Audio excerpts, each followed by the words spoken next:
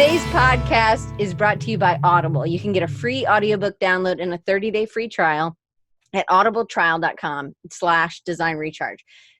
There's over 180,000 titles to choose from, and I listen on my iPhone, but you can listen on whatever. You can listen on your computer too, I believe.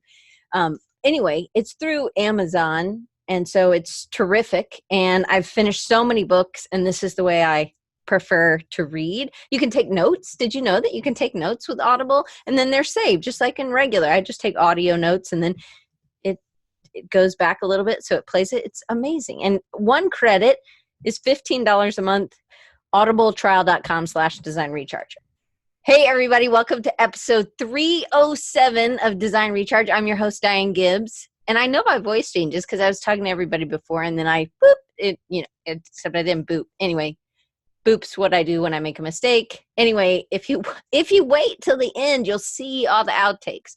So it's just a little tidbit.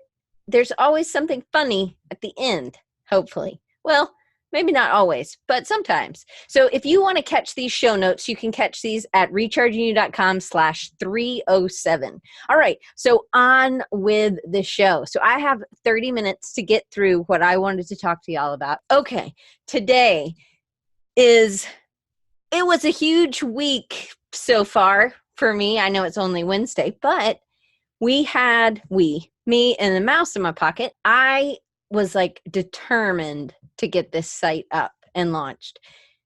And I hope that you know that the reason is because of y'all, of course, but then I've also have this group that I'm meeting with called the PowerStation. It's a mastermind-style group.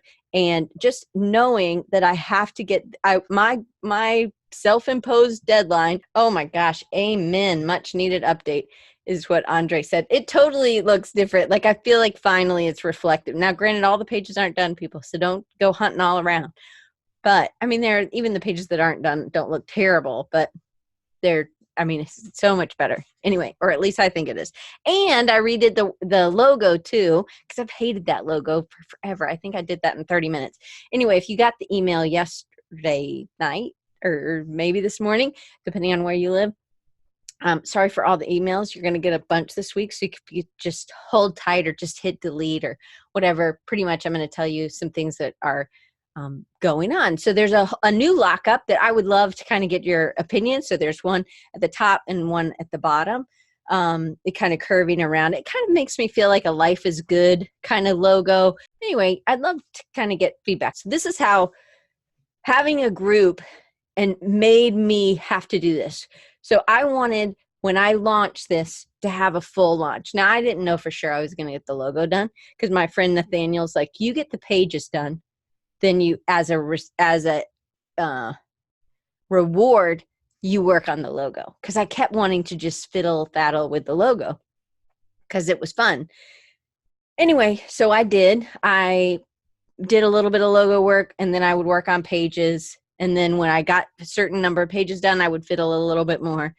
And then I'd work on more pages. And I ended up staying up for 36 hours, which if you got the email, you already know that.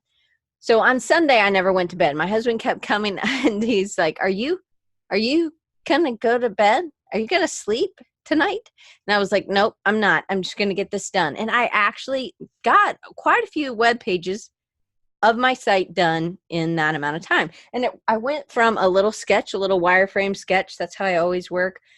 And then I just put it in. Now I had already done the images, and there were a lot of little things that I'd already gotten off my plate. I hadn't written everything, but I'd done I bought the icons, people. I didn't do those. I kind of mashed some together, but there's going to be some more used in other places. Anyway, but it's a good start for this launch. And so I launched a new logo, new website, and a new program, which is a mastermind style, and it's 13 weeks, and it starts on August 1st. So the doors opened last night, super late, and I started it with what Dustin was able to get out. And Dustin's going to try to pop in about, I don't know, I can't do math that good, 22 minutes? I don't know. Anyway, in a little bit. All right. So what I wanted to get across was last week I kind of talked about the fours. Is this for you, this group, and or any group, right? Again, you don't have to. I'm just really interested in you having a group of people that are holding you accountable. You can create this on your own. You can kind of do what I've done and then just hand pick some people that are struggling, but also that are, you have there's a lot of potential you see and that they're focused on their business. So this is, so we're going to be talking about being a server. I totally believe that being a leader, and if you're running a business, you are serving, right? You're serving your clients, you're serving your customers, or you're serving their customers. Not like serving, can I take your order, but helping them. Like, it's not just taking their order and being an order taker, because I think most of us are kind of, we have to do that sometimes, or maybe we do that in the beginning, but now we're kind of moving to Andre says a money taker. I am a money taker, he says. Yes. I think we all take money, hopefully. But what we are, order taking is not super fun always. Now we have to kind of do that to some extent, but one of the things that's great is if we can start kind of seeing what somebody wants or seeing what somebody likes. So say, oh, well, I like, grilled cheese sandwiches. And then you're like, okay, well, I know the perfect grilled cheese or the cheese and whatever sandwich that would be perfect for you with the certain kind of bread. And you're really picking all these pieces apart that are going with this. Last week I kind of had all these fours that went with it, and this week I'm talking about serving. So I did SERVER, server, being the server. So I don't want you to get confused as, oh, we're just order takers, because we're not, because we're looking, we're seeing, and then there's where strategy comes in. So the first one in a group, but the group that I made, we are having to do two S's. I guess I could have said servers. Well, we are kind of servers, but I'm just going to do them both at the same time. One, you have to know a specific audience, meaning it's really important for you to have clarity on what you're trying to do. Trying to be something for everybody is really hard, because then if I always drew in purple, I don't, but say I always drew in purple, and then you met somebody and they're like, oh my gosh, I love purple, I wish I could get blank.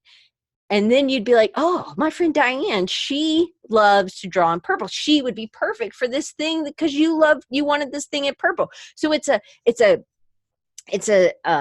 indicator of what you do. Now you may do lots of things that are in that purple range, right? Red, purple, blue, purple, whatever.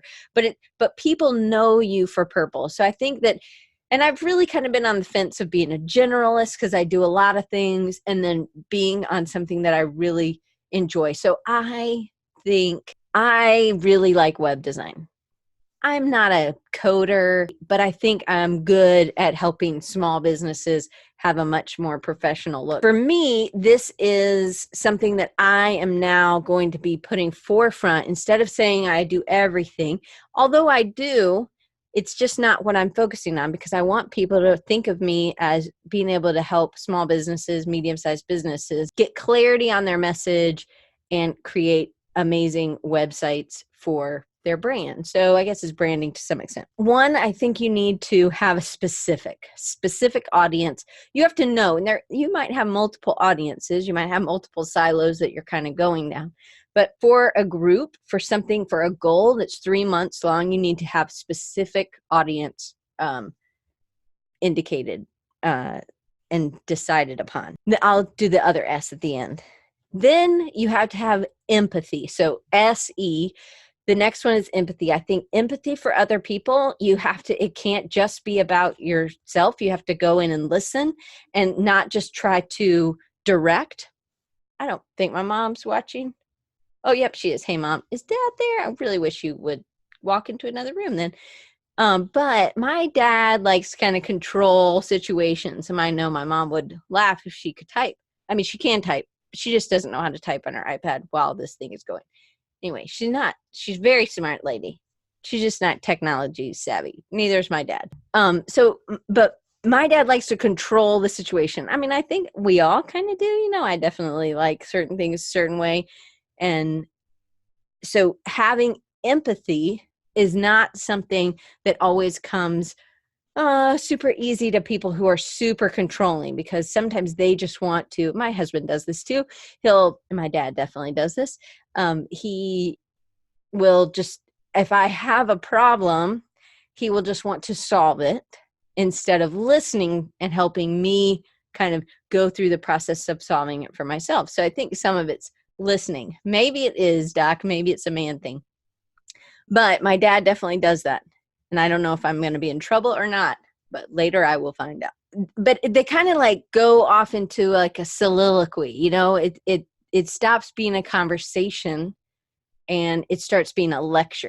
What I want is to create and have created a group where we can actually have everybody have a voice, and we're going to let people talk, and we're going to ask questions, and we're not going to make anybody the victim, and we're the hero solving their problem. The next is R, and the R is, there's a lot of R's, so that's why I had to make servers. Anyway, but then I think servers, and then I think like, oh, she's web design, then I think it's like a server, which I guess it could be, you know, we're all coming in. I guess it's a good analogy, but I was thinking, you know, serving, because I think as a group, we have to serve each other. The first R is read and research. I think you can't just expect that somebody else is always going to have the answer and you're not going to have to do any work. So I think you kind of have to be curious. If I could have made it have a C in it, I would have, but at least I spelled it correctly. So be curious, read, and do your research, okay?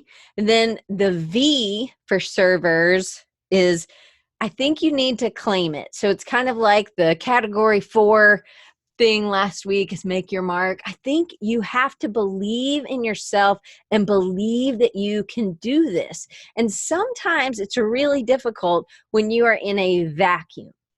The other V, right? There's only one V. We're going to claim victory as the V, not vacuum, because we don't want to live in a vacuum, because when we're in a vacuum, we start having terrible conversations in our heads that we would have with other people, but they're not there. And, you know, I mean, not weird, like crazy, like I have multiple personality disorder, although that would not be good. That is not, I mean, I'm not being unempathetic to people who do have that. I think there's great medicine. Anyway, let's not talk about that. But I mean, like having, oh, well, I think she would say this. And then I would say, you know what I mean? Okay. So I think it's really important that you have this little cheerleader in your head, but sometimes that cheerleader is very quiet or very small. And the mean one, the mean bully, I call her Diane, and then the cheerleader's Diane too. But sometimes we really need to grow the cheerleader and shrink the bully. And I think that we all have that inside us. It's just, who are you listening to? So if you have other people who are rallying around you and they will be your cheerleader, then I think you start listening, you start hearing the other cheerleader, because you're not in a vacuum. But you do have to be open to sharing what's really going on with these other people. What if you're creating a group on your own? And then, sorry, I have an itch. And then you have to have, for the next E, the next E is excitement or eagerness. I kind of put those both together. So there is a difference between, just one difference between excitement and fear. And I think I told you about this when I was reading this book. I think it was the Gay Hendricks book, The Big Leap. Or it could have been the Jordan Peterson book. Anyway, I can't remember. It was this summer. Anyway, he talked about there's only one difference between fear and excitement. That it's the same, like your body is producing the same sort of chemical reaction. And that one is that we breathe through it. Excitement, we breathe through it. Fear, we hold our breath. So think about anything you're holding in. It's kind of like the vacuum. You're collecting the dust, or the bin is getting full. But when you're open, you're going to be able to breathe through and be able to be excited and not fearful. But sometimes you have to have people around you to remind you, hey, don't be fearful. This is something to be excited about. You just got to lean into that fear and just keep going. I don't know if you've ever ridden a roller coaster. I think that I'm really short. I'm 5'1". I know I look really tall here. My head's cutting off, but I'm pretty short. Like this is how tall I am. And I just have shoes on that are like this. I'll just go ahead and stand like this so my head's not cut off. Anyway, I remember I was like in 8th grade before I could ride any of the roller coasters at Six Flags. I mean, I was in 5th grade and a first grader. I'm waiting for my mom to come pick me up and a first grader standing next to me. And of course I started talking to him because I like to talk to people. And so I said, oh, what grade are you in? And he said he was in first grade. I said, who did you have? And he said, Miss Baldwin. I said, oh, I had Miss Baldwin. And he was so like Mr. Proper. And he's like, oh, so you must be in 2nd grade. I mean, hello, people. I was in 5th grade. 5th grade. And he thought I was a 2nd grader. Clearly, I was short. Okay. So it took me a long time to actually be able to ride the roller coaster. And I think when you're a kid, you have less fear, you try things and you do things. So I think to some extent I was really afraid. I mean, really afraid to ride the roller coaster the first time. And it was a big thing. I knew that my friends had been riding them since they were in 5th grade, but I was always too short. Like, I don't even know why I went, because all I could ride was like the swings. Anyway, and they weren't cheap tickets, but I guess all my friends went, so whatever. I mean, I didn't go a lot, people. We didn't have that kind of money to go to Six Flags all the time. I didn't have a membership or anything. Anyway, so I finally and we're going to ride this ride. And it was like the Scream Machine. If you guys are from Atlanta, I don't know if they have that in other places, but there's a ride called the Scream Machine. And it's a very smooth, and it went upside down. It went a bunch of turns. I was scared to death. I think I'd already been able to ride the Dahlonega, which was like a smaller one, but it was bumpy as all get out. I guess it was like taking you through like gold mines and, I thought all of them were going to be like the same thing, but going up that hill, oh my goodness. And you just know that you're going to drop. And I don't know if I thought I was going to die or slip out or I don't know, but I was scared. I mean, I wasn't like, hey, shut this thing off. I got to get off and walk down. But I was afraid. But that is one of the most funnest things I've ever done is just to ride on a roller coaster. I really like that. I've jumped out of a plane 5 times. I mean, I was attached to somebody. But I've done a lot of kind of, I don't know, more edgy things, but I think it had to do with me getting over that one point. So I want you to be excited like you were when you were a kid. You didn't automatically have fear. Okay. So we have 8 minutes. So it's eagerness too, being eager and excited. So waiting in line and being eager and happy through that whole time. Maybe not happy, but eager and excited. And then there's the last R and then the last S. The last R is really important. It's about doing that work, right? But then retreating and reviewing and reflecting. So there's a lot of R's. So it's servers. Okay. So a lot of R's there at the end. So you have to do the work, which is not an R, I understand. But you have to reflect. You have to retreat. I think you need to kind of go to a small trusted group. I don't necessarily think a vacuum, not completely alone. You do the work maybe alone, but then you come back and you tell people, here's what I gleaned. And then they bring their ideas or what their knowledge or what they see. And it's really important that you're open. Okay. So reflecting. I don't think I do this enough. And so I think it's really important to have feedback, things like that. Those are things that I'm really always trying to work on and being able to accept it because, somebody might be giving you something and I think you should ask, are you ready, open for feedback? And what that means is there can be 2 answers. No, you know what? I just need praise today. And I think sometimes we're at that place. We just need praise. Me as a teacher, I am terrible at giving praise. I know I am. I am working on it. but I just really want to fix them so then they can go out and get jobs, right? I'm way focused. I know how much time we have, and it's not really a cheerleading competition out there when you're trying to get a job. You just need to have the skills and be able to do the stuff, So but I really do think as a group, we're not all going to be like that, so I can kind of see things and pick them apart, but then hopefully be nice. And this is why it's not just me, right? Okay, I'm putting my shoes back on.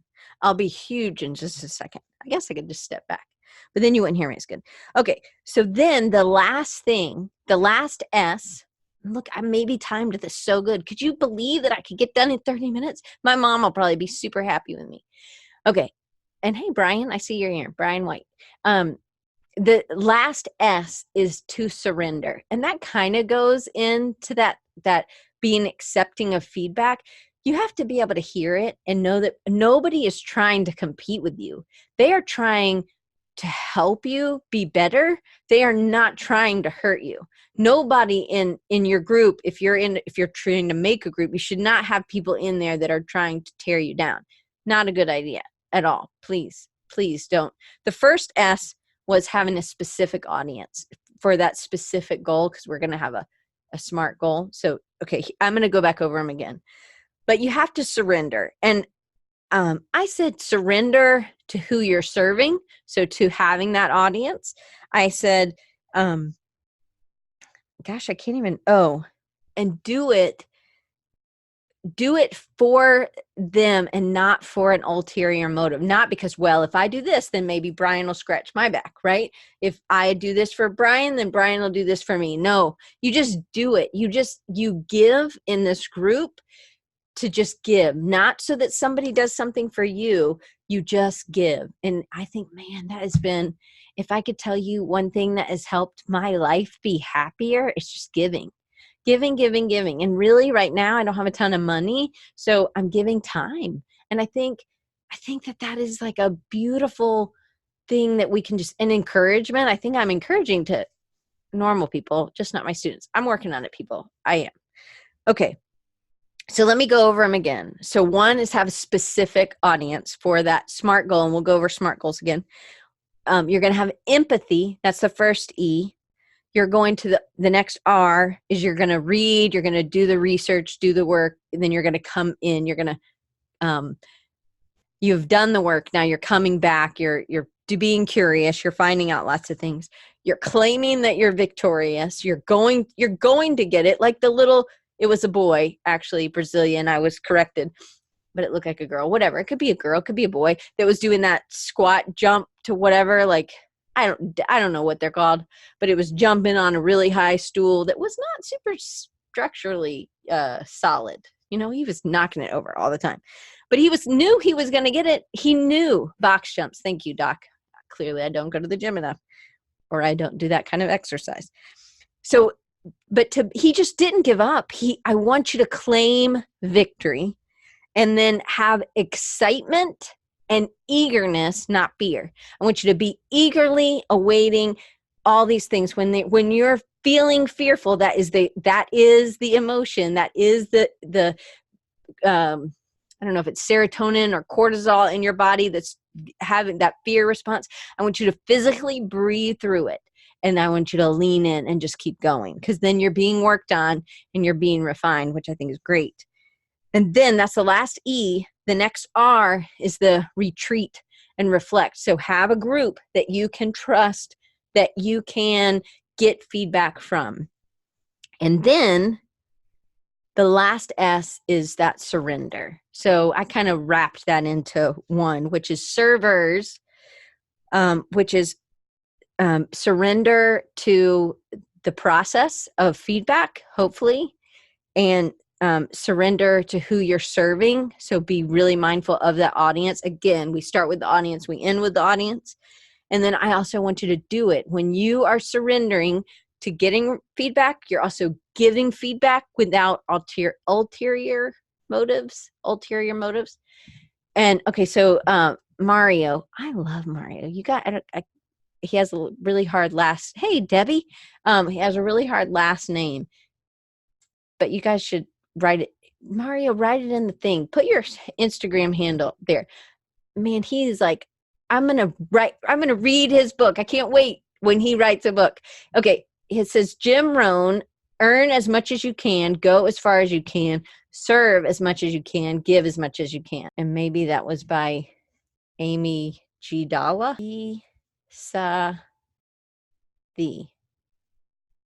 Oh, that's how you say his name. Kisavi? Oh, man, I suck at this. Okay, I'm not going to say that because Mario's totally amazing at calling me and being my friend and telling me not to put myself down like that. So it's something I'm working on, and I thankfully have great friends like him who are super encouragers, but also are going to call me, hold my feet to the fire so that I'm not doing it. Amy G. Dalla is a fear response in your brain. The keyword Jacob's in my group, the keyword that Jim Rohn's statement is as much as you can. I think we get overly stressed because we do too much. For me, it has been being inside a smaller group. Sometimes there are 100 people, 200 people. Sometimes it's 10 people or 40 people or 6 people. You got to figure out what's the right size for you, but hopefully you understand. We're going to go over one of the things I suggest you do if you're starting a group, or you want to start a group, or you just want to do this, or you want to be in my group, the PowerStation. Then I suggest that you have SMART goals. And we're going to go over those real quick as we wait for Dustin, because sometimes Dustin's late, but I told him he could come at 2:15, which is 2:15 my time, not his time, because that would be really late, because that'd be like in 2 hours and 15 minutes for him, because he's with Patricia in Vancouver, Washington. Hey, perfect. Man, you were right on time. Oh yeah, I know. It's weird. I know. Sometimes that's not your best trait. Well, I think it is. I'm just really good at being late. You're not that late ever. I mean, I don't have goals for being on time, so I feel like I'm winning at it. You're doing great. I was going over SMART goals, so I'm going to do this real quick. So SMART is specific, measurable, achievable, relevant, or realistic, either one of those, and then time-based. So it's going to be something. So Dustin, so we were talking about the PowerStation. We were talking about some of the things, kind of another sort of framework that I came up. Do you want to tell them how you made $32,000 in a week? Yeah. So I go to conferences and talk about passive income for designers. It's kind of like my little side business, is basically talking about my main business. And I had released the course a couple years ago and did pretty well. I just struggled to do it again, mainly because there's so many parts of it I just don't like doing. And I think because my main business is doing fine, it just was easy to keep putting off. So then we talked. I told you about that, and I joined the group and got accountability from you for that. And essentially just the social accountability of it made me keep pushing it forward every week. And I got it done. I tried a bunch of things to try to get done before that. And this was the only thing that worked. And I was able to launch it really fast because again, people were expecting me to have it done. So I was able to launch it very fast. And I ended up making 32,000, I think, somewhere around there. I think that's awesome. Okay, so one of the things that we would do, or we did in the beginning, as I said, could you think of a consequence if you don't do this? Yeah. And you couldn't think of one. And I noticed you have hidden it behind your head. Oh, yeah. No, it's right. Oh, it's right next to you. So you want to tell them what your consequence was? Oh, right. Yeah. So if I didn't get it done, I had to burn my guitar, which was really mostly upsetting to me because I had just bought it a couple months before, and my wife would be so angry if I burnt something that cost so much. So we agreed to that. And then I publicly sent an email out to my entire email list telling them that if I didn't complete the course, I would do that. Well, then the time came around and someone from that email list in my Facebook group was like, looks like it's time to burn that guitar, buddy. And what are you going to do? I just was like, I got to do this. I can't burn this guitar. And so, I got it out in the second week of it. And so that was pretty high leverage. You had a couple of mindset shifts that kind of broke through. And some of it's just you, because you're smart and you're reading and you're always reflecting, I think. you want it. So one was that you said, people do this all the time. I don't know why. And this is a big problem you see with people in the course, that they have this idea, but they just keep perfecting. Do you want to talk about that and how that kind of shifted something in your brain?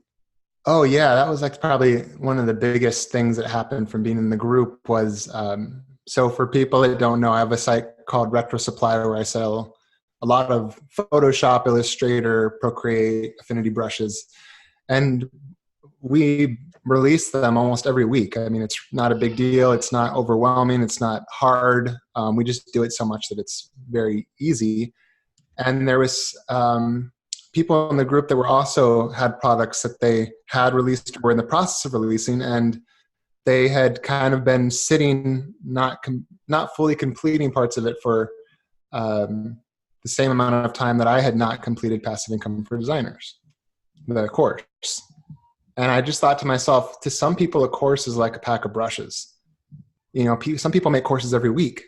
So just like I'm getting brushes done in a week, some people get courses done in a week. And I thought, all of a sudden I realized my own hypocrisy basically, and realized I'm thinking, why aren't they releasing this? And then I realized, well, I'm not releasing this other thing, and it's no harder. And that was a big flip for me. And it just changed the weightiness that I gave to finishing a course. Then there was something else. I can't think of what it was right this second, but you don't remember what it was either, because I didn't tell you what I was thinking. Like what? Yeah. You talk about something else maybe give me leverage? Yeah, so it was writing that email, getting that one. Oh, I know what it was. It was the wrong time, right? You were releasing this on July 4th, which to you people in another country, like Andre in Portugal and anybody watching in the UK, we broke free, people, and we celebrated on July 4th. Well, this is not a good time when the majority of your people, your customers, are in America. This is a terrible time to launch a product, but you did it. So, and you really there was something else that happened on that Tuesday. You wanted to do it on Tuesday. July 4th was on the Thursday. You ended up, can you kind of go through that? Because that's another kind of stopper for a lot of people, is that they just let these other excuses kind of take over. Yeah, well, just like I'm typically late for pretty much everything in my life, I was late to get the course ready. So I had tried to move it to a different I did move it to a different platform that I thought was better, and I, like always, underestimated the amount of time it would take to do that. So then the day that I said I was going to launch, I wasn't able to launch it, which was July 2nd, I think. Mm-hmm. So then at the end of the day, I had to send an email out and be like, guess what? I'm not releasing it today. It's not ready. And people were fine with that. I told them, I just said, I'm so exhausted and I need to spend time with my kids. And I think I asked my daughter, I said, what should I do? I'm so exhausted and I have to get this done. And she's 5 years old, and her advice was really good. She was just like, you should just stop. So I just stopped for the day and sent an email and said, I'm stopping. I'm done. I'll get this out tomorrow. So then I worked on it all that day, the next day, completely burnt out, and then sent the email out to release it. And it was July 3rd in the evening, which is a horrible time to release something because everyone just got off work and probably has the 4th of July off, and they're drinking beers or just totally disconnecting from work. So it was a horrible day to launch it. Because this wasn't going to be open for a month or a year or endless. There was a short time frame, right? Yeah. It was just going to be 30 spots essentially. And I was keeping it open for 7 days. And I think like within a day, there was like 70 people in it. Like I woke up and there was more people than the spots I said there would be. And it was the 4th of July. So yeah, it's crazy. There's so many things that we do that I think we think matter that really don't. You know, like the platform was not polished. Like I didn't have all the fonts matched up. I didn't have any of that done. I released it on a bad day in the evening, which is typically not the best time to send out an email to sell something. I had 4th of July the next day. I didn't want to keep going that day. Anyways, yeah, it's interesting. So much stuff just doesn't matter. But in our heads, it does matter. And so I think having accountability and just saying, no, I'm going to just do this, and you did it, you attribute some of that to being part of the group or in a group. Oh yeah, for sure. A huge part of that was being the group. A huge part of being the group is you can see, you're hearing a lot of people struggle with different things. You're hearing their successes too, but for me, the most useful part is hearing people struggle because I can relate to them. And then you see struggles in others that you're blind to in your own self.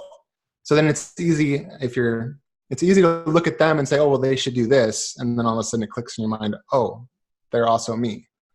Yeah. And then you see things about yourself. And then you're getting a bunch of like feedback from people on what they think. And then you also have the added, I guess it would be accountability of knowing that people expect you to do things. So when you don't do them, you just look like someone that doesn't get things done. And that's fine, but it feels better when you do. Well, and that's not who you want to be. You wanted this to go. You wanted to help a lot of people, and you didn't want to sit on this anymore. Right. I wanted to be able to move it over and say, it feels good to me to have something completed and have it on a list of things that I've done. So I could take it off of my list and say, it's moved over here. It's been done. Yeah, for sure. Yeah. Okay. So one of the other things that I think this is when we were just talking back and forth was it's so important to sleep. Like when your daughter said, just stop, I think it's really important to step away because sometimes we have better perspective. Now, granted, I did not follow that advice this past weekend, but you want to talk about how you really, because you said I'm 8 hours. If I stay up 8 hours, I got to take a nap and then go but your brain does something. You want to tell them what you learned about our brains? So our brains shrink through the day. Is that what you're talking about? Yes. Yeah. So our brains shrink throughout the day. So when we wake up in the morning, we're typically our minds are clear. A lot of people will say they get some of their best work done in the morning. And then you have all these little, I don't know what they are, little things, some sort of chemicals or things in your brain that are used to fire off little synapses and get things done. Well, your brain shrinks because it loses water and it's also losing these little things. And after a while, your brain is all out of them. And that's why you probably notice like you might eat foods that aren't good for you later in the day, or maybe you get in a fight easier with someone later in the day, or something that would normally take you 30 minutes takes you 2 hours later in the day because your brain feels like mush. So what happens is when you go to bed, then your body redistributes water and these nutrients, right? That's when you're sleeping, your body heals. So anyways, that was good justification for the fact that I typically take an hour to hour and a half long nap in the middle of the day. And it's true. I find that when I wake up from that, I feel like it's a second morning for me. So I get maybe 2 more hours of clear thinking time. I get made fun of for it a lot, but it really helps me because you have that sluggish time in the afternoon. I don't understand. I always resented that when I worked, that I had to work through that time. Yeah. Like siesta, right? Exactly. Yeah. Like so siesta. Yeah. I try to do something during that time. So this podcast or whatever we call this is during that time because I'm recharged by other people and I can't always take a nap. Because I do take naps sometimes, but I totally get what you're saying. And I loved that you've said this before, that you have another morning, that you have that other creative energy. Maybe that's how you've been able to be successful, is the secret is taking naps. It might be. Sometimes, haven't you ever done something and it's like late at night and like you do it for 3 hours and then the next, you don't get it done. Then you wake up the next day and you do it like you solve it in 15 minutes. Oh yeah. Yeah. So I just realized I'm not going to take the risk that I'm doing something for 3 hours that if I do it tomorrow, it will take me 15 minutes. I would rather just invest that time in sleeping. plus like your brain is like processing things, sometimes your subconscious mind, I think, comes up with solutions. You wake up in the morning and have an efficient answer. I noticed someone had said, naps don't work for me. You might experiment with the time. Some people, I was talking to actually my psychologist just yesterday about naps, and he was saying everyone has different time periods for naps. Some people 30 minutes. Some people need to complete a full REM cycle, which is about 90 minutes. So if you do it wrong for yourself, then you'll feel tired and sluggish when you wake up from a nap because you'll get sleep inertia. So you kind of have to experiment with different times. So Andre said he lays down for 20 minutes and then he gets up 2 hours later. So it could be that you need more. The 20 minutes isn't enough of a thing. So you just have to. Yeah. I sleep sometimes 2 hours in the day. Well, it's typically an hour and a half. So Patricia, who actually lives in Vancouver, Washington, Wow. she says the slightly longer size of my new standing desk. Oh, it's going too fast. Has a hammock attachment under for naps. Very clever. That's Nice. awesome. That's very George Costanza. For sure. But he would have like a head in something sitting in the chair facing the opposite direction. So it looked like he was working still. So Scott said something. I don't know if you met Scott. He was at Creative South. He's from Arizona, and he had a green trench coat, kind of like a light lime green. Anyway, he said, is there any chance in having a more advanced passive income for designers course in the future? I don't know. The platform I'm on now, it lets you add multiple courses in that you can do as upgrades. So I might do like little sections on different like little areas that are more advanced things. Yeah, that are smaller. So then having that release just so something, even if they didn't buy this, they could still buy that other thing, you think?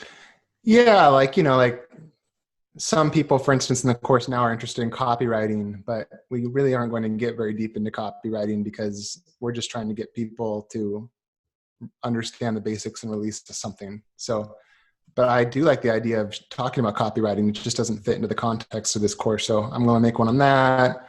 Might make one on paid advertising. Seems to be something people are interested in. Email lists are really important. Hey, thanks for helping me write that one yesterday. So you guys got an email yesterday. Pretty much Dustin wrote it and I just adjusted it a little bit to be, but he totally, and then he was one of my examples. But I think that, we have people at our different places in our group that, and one thing that we did last week, which I think we're going to do again this week and do a little bit more of this, is that we all kind of, or I had 4 people who had successes or had results, because we don't always just share successes. Sometimes it's sharing a failure or how something didn't work, so that we can kind of learn from each other so that we don't all have to fail or whatever.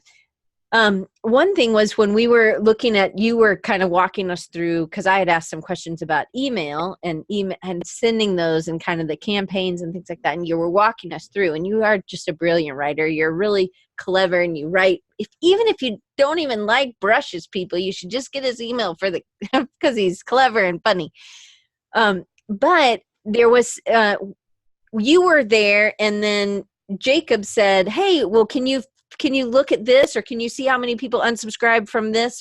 And you said, no, I don't know how to do that. Or I don't think this. And Jacob was like, no, I know. Click here. And I thought that was really cool too, because now it's the power of, and that's why it's called the PowerStation, is that we're bringing all this energy and this positive energy in together, but we're also bringing our knowledge. So our knowledge bases come from different places. Hey, that rhymes. Yeah. Our knowledge bases come from different places.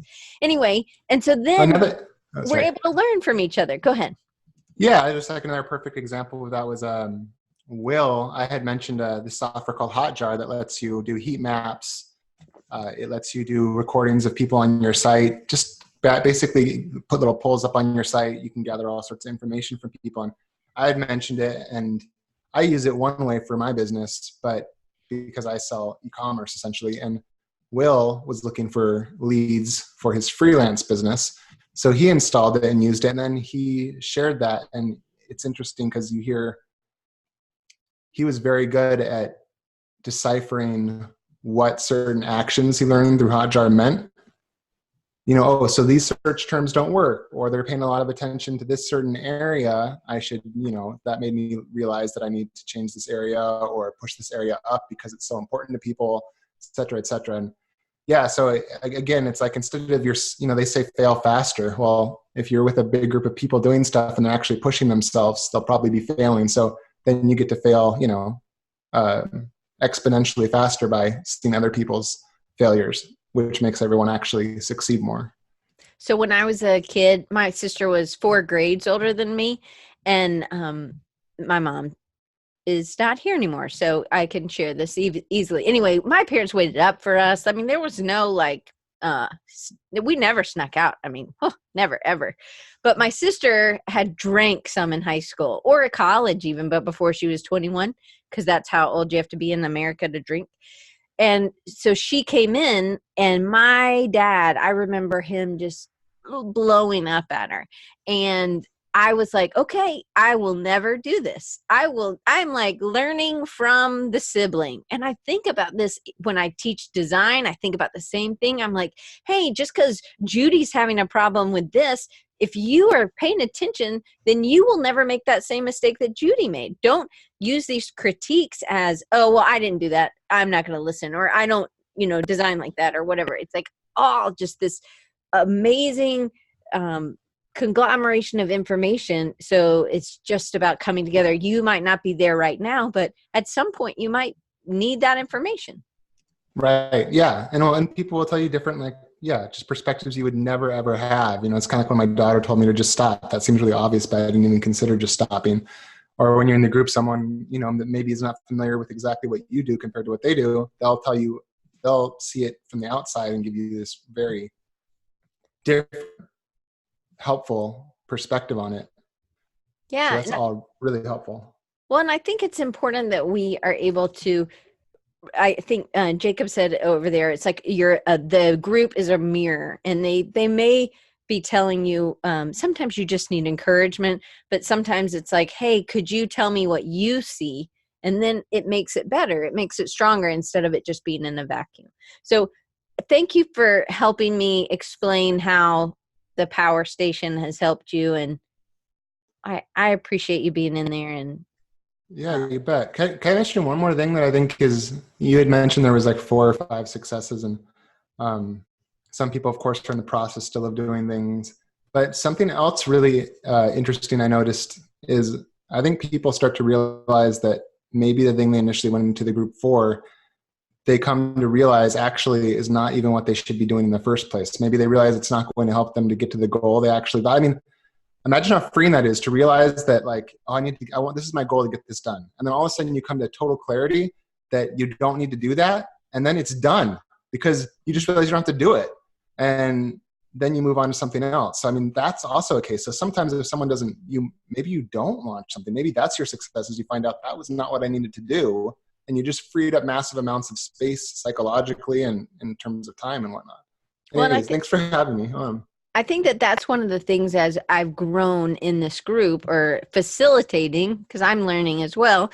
But when we were talking about, for me, it's been mindset issues. It's been a complete, like, I just think it's important that you are able to talk through things and express where you're hitting a wall. And I think sometimes we see somebody else hitting a similar wall, and we can see how they can go around it. So then we're able to apply it to ourselves. And I think that that's been a very strong thing for me in the group. I've been able to see things in other people. And then I'm just like with my sister, I was throwing her under the bus there, but we learn from our siblings, I think. So, it's just, I think it's good that we can learn from each other, and that's kind of what the group is. So I greatly appreciate just you being my friend, but I appreciate you being in the group. Yeah, well, thanks for letting me in. I know I was like a week late. You still let me in, so I appreciate it. Dustin asked me, he's like, hey, what is this group thing you're talking about? And I told him, and then he said, can I get in there? It was just a week. So I was like, sure. So we had done our intros, but then Dustin made his late appearance, right? It was fine. We were happy. We are all happy that you were in there. So anyway, thank you. And if you guys don't know, I already put the links in, but I'm going to put them in again. Passive Income for Designers. You guys can check it out. I think there's a list. You can get a free course. Yeah. And then Mario says you like to make a grand entrance. You were very on time today. I'm super, super impressed. And you can find some really killer brushes and textures. And I have this papers. There's all kinds of things I use from Retro Supply. And they have for Procreate. They have Affinity now, Photoshop and Illustrator brushes. And you just released something that Von Glitschka had done like I have the book, so I have the CD, people. But Yeah. what thing takes a CD anymore, you know? Yeah, that classic Crumble, Crackle, Burn book. Doc Reed, who's in the group with us, he'd actually mentioned it's like the classic, probably one of the first texture packs in analog form by Vaughn. So yeah, we put that up on the site. It's all revised to be current. It's pretty cool. It is. So, and then you guys can always follow him on, and so I don't remember when, but I think it's in October. So Suzanne was one of my kids, and she's one of my friends, but she works for Dustin. She's his only full employee, right? And they talk and do stuff. And so then she and some other people who work remotely are going to be on. So you'll get to finally, if you don't know Suzanne, you'll get to meet her via the internet and this awesome thing called Zoom and the Design Recharge. But you can follow Dustin actually started illustrating, did an illustration project last summer. Something like that. Around Christmas, maybe. I don't know. I don't remember. I remember I was walking my dog and I would be like, oh my gosh, that one's awesome. Oh my gosh, that one's awesome. And it was one of the things Dustin's always said since the very first time I met him, which was, I think in 2000, I don't know if it's this one. I think I have it marked. You know, I keep my sketchbooks. So I have this in here where Dustin made $237,000 on, and I think it's funny that you always are like, yeah, you tell people the numbers and they remember it. And I took so many. Here's the number. $237,741. I can't remember all that stuff, but I took so many notes from this one thing. He gave us exercises. So if you ever have an ability to go get their email addresses, look at all these notes I took. They're kind of messy, but look, cover image. There was tons of stuff. I don't even know how many pages that was, but that was a lot of pages. Oh, wow. So that's amazing. You are doing I think maybe still you're going to do a one-day workshop maybe in Portland sometime with Brad Woodard? We're supposed to in September, but I can't tell if we are or not. Well, I mean, because I'm not sure if he wants to do it. So how would people find out? What's the best way for people to find out about you, and what could they do? They can get free brushes today if they don't, right? You can then go to your site and get some free brushes, right? Yeah, we have a freebie section. You can get like our best-selling font, which is used by Fossil and made by the Hutzpah sisters. Just go to our site. There's a freebie section under other or something like that. And you want to see something really silly? Yeah. So this was sent to me by Tom from Design Cuts, but it was made by a company that listened to the podcast. This is so silly. Look at this. It's me. Oh, it's you. It's me on a wax thing. So we were joking on some episode of the podcast and like talking about having me have a wax seal. So this company sends me this wax seal with my face on it so I can wax seal my face onto envelopes. It's so ridiculous. Oh my gosh, I love that. That's amazing. It's like the most narcissistic stamp you could ever possibly have, like your own face, like wax. Like even a wax seal is pretentious to put onto a letter you send to somebody, but to have your own face on the wax seal is just, it's so crazy. Anyway. I love it. And it's gold too, the wax seal color. I know. Well, yeah, there's two too. It's pretty cool. Oh, one's copper. Yeah. I'm trying to do that. Oh yeah, there you are. Yeah, who did those illustrations? Lisa Glanz did them. Yeah. Oh man, that's awesome. Well, I think that's amazing and funny, and it is pretty pretentious, but I think you should use it, especially like on official letters that you send to Suzanne. Oh, this one's coming from Dustin, like the Pope. I should use it for ones from Suzanne. Yeah. Anyway, for bananas. So I'm going to share a couple things with you guys. You can go to the PowerStation, just so you know, is it's $100 a month, and you get a special coupon code if you're on this list, the Design Recharge. So there's a family discount, and you can get there, and you have to apply, and there's just an application process, just 4 questions. You can already see the questions. So if you don't want to answer the questions, or you don't think you're going to answer the questions in a way then you know that the group's not for you. But if you go to rechargingyou.com/PowerStation, you're able to kind of see who the group's for, how long it goes, what times we meet, which we meet on Thursdays at 7 p.m. Eastern, 4 p.m. Pacific.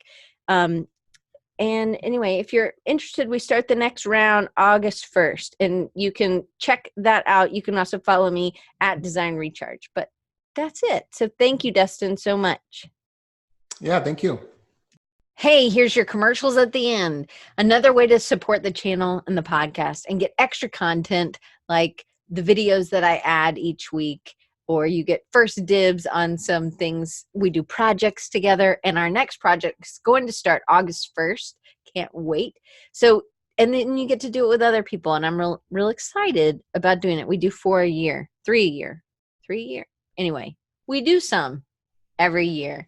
And we get together and we talk, just us, patrons. So it's really cool and fun. Anyway, if you want to be, you can support the show for $1, $5. There's some other tiers as well. And there's other content that goes with those. And sometimes it's simple as I do a part 2 video. And the most recent one was this Sean Ferguson part 2. And it's only for patrons at patreon.com/Diane Gibbs. DianeGibbs. I just wanted to tell you about my favorite way to build websites. It's with the Elementor plugin. Elementor I've used it with multiple different kinds of themes. It's a WordPress plugin. It makes almost any theme invincible. This plugin has literally changed the way I've been able to design websites. I am really able to do it within a 2-week period for sure. And I really attacked it. I love it. It's so much fun. Elementor makes it so easy. It's like butter, people. Like butter. Makes it smoother and yummy. So if you want to implement with this plugin, it is like $200 a year. Totally worth it. Totally pays for itself in one website. So I love it. I hope you think it's a game changer too. This plugin you can get through my affiliate link. And it's bit.ly/dr, capital D, capital R, Elementor. So the D and the R do have to be capitalized. Just so you know, these are affiliate links. That means if you click on the link and you purchase that item, I will receive an affiliate commission. So it's not really sponsored, but these are people that I have affiliate connections with. But I only tell you things that I love and that I use. So go use Elementor with a capital D, a capital R, Elementor, all lowercase. bit.ly, capital D, capital R, Elementor. I don't know why I said it twice. Anyway, support the show on Patreon, patreon.com/Diane Gibbs, all lowercase, and Audible. Remember Audible, it's changed my life. It's the $15 a month, people. audibletrial.com/Design Recharge. I don't think anything has to be capitalized in that. All right. I'll see you next week. Oh, hit like, subscribe. You can do the bell or not. And if you ever want to come live, all you have to do is sign up at Design Recharge designrecharge.org or rechargingyou.com. It'll all take you to the same place. And then just sign up for the mailing list, and then you'll get a link and you can come live, and it's at 1:30 Central Time. You can do the math wherever you live. Thank you guys for watching. Hit like and subscribe. Man, bookers. Why can I not find my Audible commercial? Oh well. Bookers. You know, like I have it up and then I just guess I lost it. Okay, well, I'm just going to read you this one. I think I can pretty much do it from the get-go, but this is not the right place. Oh, here it is. They're big. It's like a really big type. Here we go. Okay. I should just start it again, but I'll just cut it out and put this at the end. Well, I just spit all over. Okay. You want the news, not the weather. I got it. Oh, he's here. Oh no, bookers. Bookers, did I not put in the right thing? Oh, Dustin, I don't know why. Here, I'll just ask you more. Promote to panelist. Okay. Hey, look, there we go. Okay. Oops. So, man, I can't. Whew, here we go. I'll just cut that out.